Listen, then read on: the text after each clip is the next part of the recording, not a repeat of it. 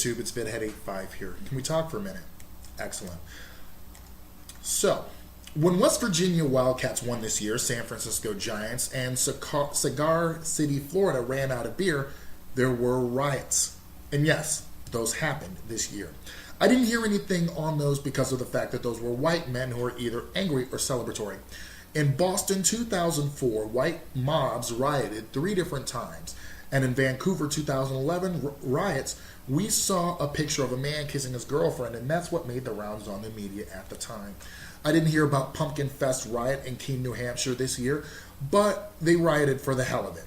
When asked not to party in James Madison University in March 2010, that turned into a riot. In 1921, Black Wall Street was burned to the ground, 300 black people lost their lives and left 9,000 homeless. In Cicero, Illinois, 1951, a race riot prompted by a black couple moving into the neighborhood, much vandalism, and instead of indicting the white rioters, they indicted Clark's attorney from the NAACP, the owner of the apartment building, and the owner's rental agent and lawyer on charges of inciting a riot and conspiracy to damage property. Sound familiar? In 1922, straw hats caused a stir, and not one person was indicted.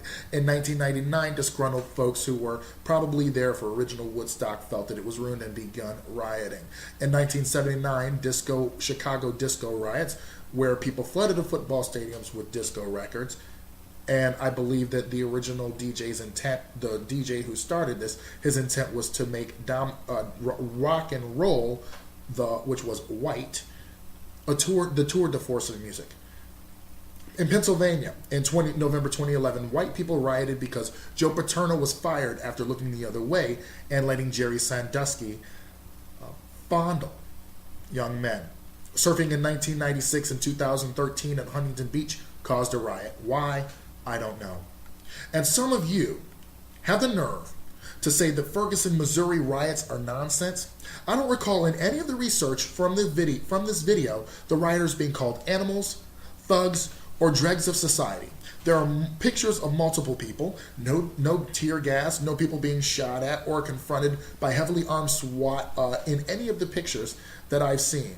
Nor did the media paint them as lunatics who should be grateful for the residents in America. In all of these, we see white men rioting because a black couple moved in. Chicago had 3 of them or Cincinnati had 3 of them that we know of, race riots. And yet somehow rioting over a child who didn't need to be killed by a policeman is overacting, or a young black man, actually, he's 18. What if it was your son? What if you had to go through life being harassed by police for sitting and waiting for your family, like a Palestinian woman did in the Bronx, and a Minnesota man who got tased? White people, for the most part, don't realize this reality unless they are face-to-face with it. Most white Americans don't have to worry about a perception that they are dangerous unless they look like a punk rocker or possibly a homeless man. Let me spell it out for you. After seeing countless men like Oscar Grant, Tamir Rice, Eric Gardner, and Michael Brown killed, just details, places, and names change. How can I not overreact when their killers are constantly coddled by a grand jury and receive no indictment, even when the officers did something that was prohibited? How can I not overreact when a 7-year-old girl is killed in her sleep? How can I not overreact when a 12-year-old with a BB gun is killed by a policeman within seconds of arriving? Or a cosplayer is killed on sight having a fake sword? What about the black man in Target when we see open carry advocates walking into the store unopposed because they're mostly white? What if your 11-year-old was beat up by police after you told her to turn on the fuse box outside and then charged her with assaulting a police officer? If you think I'm overreacting, okay, great. If you think I'm racist or playing the race card, I have this question for you. When will America take responsibility for the creation and prevalence of racism in this country? If there's any people to be held accountable, it is America. America played the race card when it introduced slavery, and when it made white women stateless if she married a Chinese man and prohibited interracial marriages between blacks and whites. Then when minorities were successful, they destroyed what it took them a lifetime to build. And at this time, we didn't have affirmative action. But, well, white people did with the Homestead Act and other government action that was denied to black and brown people.